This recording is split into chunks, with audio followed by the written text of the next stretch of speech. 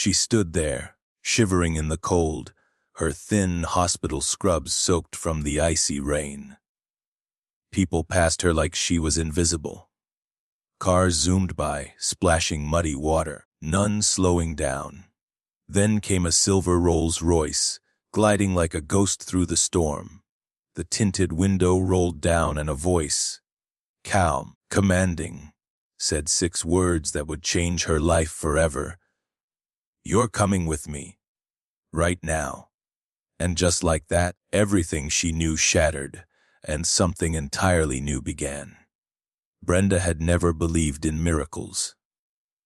Not really. Not since her mother died when she was 13. Not since she dropped out of college twice, trying to support her little brother. Not since working night shifts as a nurse in a rundown city hospital drained the last of her energy and optimism. She'd learned to count on no one but herself, especially not strangers in $1,000 suits. It had been a brutal shift. A shooting victim who didn't make it. A mother who couldn't pay for her child's meds. Brenda had stayed late to clean up and missed her usual bus. Now, soaked and exhausted, she was stranded at the corner of 52nd and Blake, shivering under a flickering streetlight. Her phone was dead. Her coat was in her locker. She hadn't even had dinner. Then came the car. The engine barely made a sound as it pulled up beside her. The passenger side window hummed down, and a man leaned toward her from inside. He looked rich. Not nice car rich, obscenely rich. Impeccable coat, perfect haircut, face like it belonged on a magazine cover. He studied her for maybe 3 seconds. Then he said it. "You're coming with me. Right now." Brenda blinked. "Excuse me." "I said get in the car," he replied smoothly. "You're freezing. You look like you're about to pass out, and the next bus isn't for another hour." She hesitated. Her instincts screamed no. But something in his tone, something between authority and genuine concern, it caught her off guard. He wasn't smiling. He wasn't flirting. He wasn't even trying to sound friendly. "Look," he said, nodding at her trembling hands. "You either get in or you pass out and freeze. You pick." "I don't know you," she whispered. He reached into his coat pocket and held up a leather business card case, flipped it open, and handed her a card through the window. "Julian Ruz, CEO, Ruz Technologies, a man worth more than $500 million. You can Google me if you want," he said. "But you're going to catch pneumonia out here. Get in, just for tonight." Her legs moved before her brain could argue. She opened the door, climbed into the heated leather seat, and suddenly the world felt 1,000 miles away. Inside, the car smelled like pine and leather. The warmth hit her bones instantly. She couldn't speak. She didn't know what to say. He didn't drive off right away. He watched her, waiting for her to breathe, to relax. "You're a nurse?" he finally asked. She nodded. "I've seen that badge before," he said, pointing at her hospital ID. "My driver was admitted there last year. You people work like machines. No one thanks you." "I don't do it for thanks," she murmured. "I can tell." The car pulled onto the highway. She was still shivering, not from cold anymore, but from disbelief. "I'm Julian," he added. "Brenda." They didn't talk much after that. He asked for her address, but when she told him it was in a neighborhood plagued by crime and moldy apartments, he simply said, "You're staying at my place tonight." "I won't argue." "I can't." "You can. And you will." She didn't know why she listened to him. Maybe because no one had ever spoken to her with that much certainty, like she mattered. like he wasn't doing her a favor, but doing what was right. His home looked like a mansion from a movie, gated, guarded, glowing with golden light. She didn't even own a proper coat, and now she was being escorted inside by a silent butler with white gloves. She was given a guest room the size of her whole apartment. Heated floors, a bed with silk sheets, pajamas that felt softer than anything she'd ever touched. Brenda stood in front of the mirror in the attached marble bathroom and didn't recognize the woman staring back. Her eyes were puffy. Her lips were dry. Her skin was blotchy from the cold. And yet, something flickered behind her reflection. Something she hadn't felt in years. Safety. She sat on the edge of the bed, unsure if this was a dream. Unsure if she'd wake up on a bench tomorrow. Julian hadn't asked for anything, hadn't even looked at her the way other men did when she was vulnerable. No smirk, no sleaze, just care. As she drifted off to sleep, cocooned in warmth, Brenda didn't know what the morning would bring. But deep inside, something whispered that her story had just begun. Brenda woke up with the kind of confusion that only comes after the best sleep of your life. Warm sheets, silence, no blaring neighbors, and no dripping faucet over a rusted sink. For a moment, she thought she'd died and gone to heaven. Then the memory returned like a movie flashback. Icy rain, bus stop, the rolls. Royce and Julian. She sat up fast. The soft cotton pajamas she wore still smelled faintly of lavender. The bed was too comfortable. Everything felt too surreal. Her eyes scanned the rooms, golden light pouring through elegant curtains, a tray of breakfast on the nightstand, fresh fruit, eggs, toast, and even a handwritten note. Eat. We'll talk when you're ready.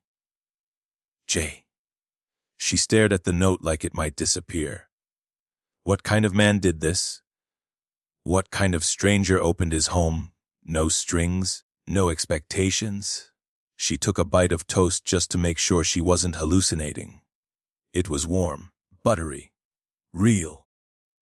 After showering in the rainfall showerhead that could probably pay off her credit card debt, Brenda changed back into her scrubs, which someone had washed and folded neatly at the foot of the bed, and stepped into the hallway. The house was quiet. Too quiet. She wandered past artwork, worth more than her life savings, down to the massive open kitchen, where Julian stood near a granite island, sleeves rolled up, stirring his coffee. "Morning?" he said without turning. "Hope you're hungry." I already ate some," she stammered. "Thank you." He finally looked at her, same calm, unreadable expression. But his eyes had softened, just a little. "I figured you'd want to head out early," he said. "But before that I wanted to talk." She tensed. "I'm not asking for anything," he added quickly. "This isn't some weird billionaire trap. I've just been where you are. Not financially, but mentally. Tired, waiting for someone to notice." Brenda lowered her gaze. She wanted to run, but she also wanted to cry. No one had ever said something like that to her. Not even her family. "You don't know anything about me," she whispered. "Maybe not. But I know what burnout looks like." He sipped his coffee, motioned toward a seat. "My sister was a nurse," he said after a pause. "Worked herself to death, literally. She skipped checkups, ignored symptoms, collapsed on her way to a shift." Brenda's heart thudded. "I'm sorry." Julian nodded, jaw tight. "I tried to get her out. Offered her everything.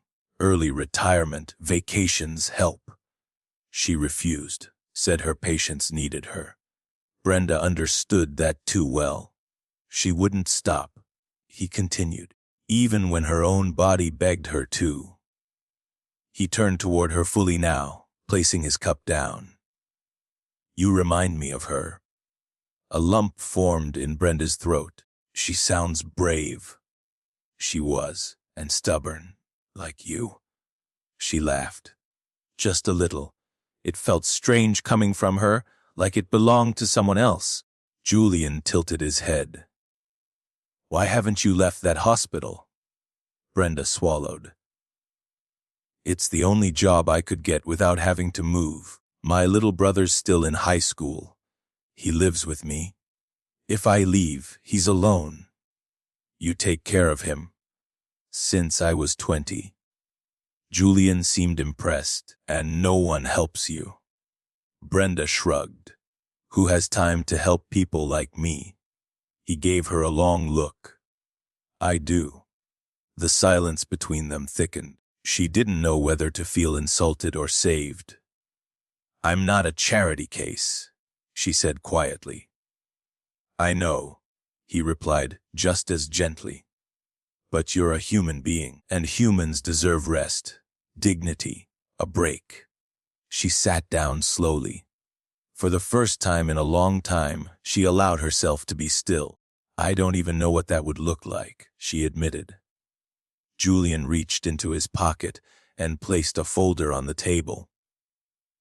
Inside were documents, a job offer, a blank check, a contract of employment for RUZ Technologies Private Health Initiative, position Director of Community Health Training. Salaries 6 figures, he said, full benefits, paid vacation, housing allowance, and a team. No more overnight shifts, just strategy and rest. Brenda's mouth went dry. Why me? Because I've interviewed 100 Ivy League candidates who wouldn't last 10 minutes in your shoes. You've survived everything they haven't even imagined. You know people. You've seen the trenches. And most importantly, you give a damn. She opened the folder again, fingers trembling. I want to say yes, she whispered, but I'm scared. He nodded. You'd be crazy not to be. Then he smiled, not wide, not flashy, but real. You don't have to answer now, he said. But I will take you home. Or anywhere you want to go. Just say the word. She stared at the offer again, then at the man who gave it to her without expecting anything in return. And for the first time in years, Brenda felt like she wasn't being looked through. She was being seen. Brenda didn't speak much on the ride back to her apartment. Julian sat behind the wheel, silent but not cold. The kind of silence that wasn't awkward. It gave space, respectful space. Space to think. She clutched the folder in her lap like it might vanish. The offer was real. The salary was real. The chance to stop surviving and actually live, that was the part that felt unreal. As the car turned into her neighborhood, the shift was stark. Gone were the tree-lined roads and gated homes. Now there were potholes, boarded windows, and a liquor store on every corner. I grew up here, Brenda said finally. Same block. Julian glanced at her, but said nothing. My mom used to say, if you can love a place at its worst, you deserve to see it at its best. But sometimes I wonder, what if this place doesn't get better? Julian parked outside her building, eyes scanning the peeling paint and flickering hallway light inside. Maybe you're the one meant to make it better, he replied. Brenda gave him a long look. You think one tired nurse can fix all this? I think one tired nurse with the right resources and freedom could change a lot more than she knows. She smiled, tired and grateful.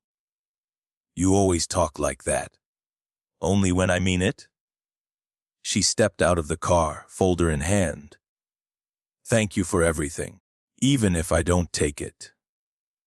You already did, he said, then added, whatever you decide, it's your choice. That's all I wanted to give you. He waited until she was inside the building before driving off. That night, Brenda sat on the edge of her mattress in the bedroom she shared with her 17-year-old brother Marcus. He was passed out on the couch, headphones on, math textbook open but forgotten. She looked at him for a long time. How many times had she skipped meals so he could eat? How many times had she told herself one more year, just to keep the lights on? She opened the folder again, reread every page, every line of the offer. Her fingers shook, not from fear, but from hope, the kind of hope that had felt dangerous for too long.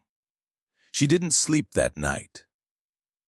The next morning, before the sun rose, Brenda was already dressed. Not in her scrubs, but in the best outfit she owned. Pressed slacks, blouse, and flats. She left Marcus a note and headed straight to Rise Technologies. The security guard at the front desk looked surprised to see her. You have an appointment? No, she replied. But I have an offer. Minutes later, she stood in Julian's office, sleek, minimalist, and perched like a glass bird's nest above the city skyline. He looked up from his laptop and smiled. I wasn't sure if I'd see you again. I wasn't sure if I'd come, she replied. And now?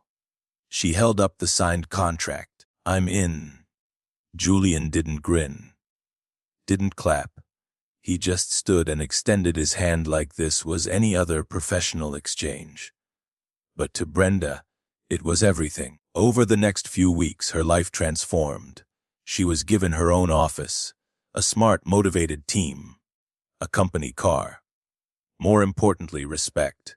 For once, she wasn't the tired woman wiping blood off a gurney at 3 a.m. She was being heard, listened to, valued. She started designing healthcare outreach programs for underserved communities, using her real life experience to build systems that actually worked. She hired other nurses from rough neighborhoods. She mentored. She led. And Marcus, he started smiling again, enrolled in a coding boot camp, something he'd once said was for rich kids. One afternoon, Julian stopped by her office, holding a cup of her favorite coffee blend. You're glowing, he said, setting it down. I'm not glowing, she laughed. I just got off a Zoom call with 3 nonprofits and a senator who actually listened to me. Same thing. They stood in a rare silence, you know. Brenda said softly, that night at the bus stop, I wasn't just cold, I was broken, and I didn't even know it. Julian met her gaze. You weren't broken. Just waiting for someone to remind you of your worth. I didn't think someone like you would notice. He smiled. That's the problem with this world. People assume money makes you blind. It doesn't. It just makes it easier to ignore. But not everyone wants to. She nodded slowly. So what made you stop that night? He didn't answer right away. Then he said something she'd never forget. Because for 1 second, I saw my sister in you, and I didn't get a second chance with her. Brenda's heart clenched. I didn't save her, he continued. But maybe, in helping you, I'm honoring her. Her voice cracked. You did more than help. You gave me my life back. They didn't hug. They didn't need to. Something deeper passed between them. A quiet understanding. A bond that had nothing to do with charity, and everything to do with shared pain and hope. A year passed. Just 1 year, and everything had changed. Brenda stood at the front of a crowded community center, a microphone in hand, heart pounding as dozens of young nurses, doctors, and neighborhood leaders looked on with admiration. Behind her was a massive screen that read, "The Brenda Carter Initiative. Health equity starts with listening." What began as a risky offer from a stranger in the rain had turned into a movement. Real clinics were opening in neglected areas. Mobile health vans now reached patients in neighborhoods that had been forgotten for decades. Healthcare workers were being trained not just with textbooks, but with compassion. And Brenda, she had become a symbol, not because she wanted to, but because she lived it. She cleared her throat, nerves still jittering, even after all these speeches. "I wasn't supposed to be here," she began. "Not here on this stage. Not running a program named after me. I was supposed to be stuck in a cycle, forever exhausted, forever waiting." A hush fell across the room. But then one night, a man saw me at a bus stop. He didn't know me. I didn't know him, but he didn't look away. Her eyes landed on Julian, who stood quietly in the back row, arms crossed, watching her with quiet pride. "He offered me a ride," she continued. "But more than that, he offered me a chance to rewrite my story, and all I had to do was believe I deserved it." The audience erupted into applause. People stood, cheered, some cried. Later that evening, after the crowd had dispersed and the lights dimmed, Brenda stepped outside the center and found Julian waiting near his car. "You killed it?" he said. "I cried in the second row," she laughed. "That's how I knew it was good." He smiled. "You've done more in 12 months than I did in 10 years. You gave me the tools." She replied, "I just knew what to do with them." They started walking down the quiet street, the moon high, the air still. "You know," Julian said softly, "I think people confuse wealth with power. They think having money means you're above the world. But it's not. Real power is knowing when to step in and when to lift someone up instead of walking past." Brenda looked up at him, and real change starts when the people being helped are allowed to lead. He nodded slowly. There was a pause. "Do you ever think about your sister?" she asked gently. "Every day," he admitted. "But now when I do, I think of her and see you. I think she'd be proud of what we've built." Brenda blinked back tears. "Then I'll keep building." They stopped walking. The same roles. Royce from a year ago sat at the curb, glinting under the street lamp. But now, Brenda didn't feel like an outsider looking in. She wasn't lost. She wasn't helpless. She was leading. "I'll have Marcus join us for dinner this weekend," she said with a smile. "He's got questions about internships. Big dreams." "Good," Julian said. "He should." As he opened the car door for her, Brenda looked at her reflection in the window. No longer the exhausted nurse with chapped lips and cold hands. Now she saw a leader, a voice, a survivor who became something more.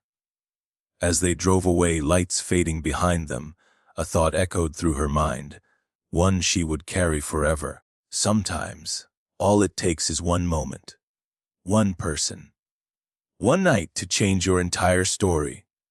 And when that moment comes, you better believe it's no accident. It's the beginning of something that was always meant to be.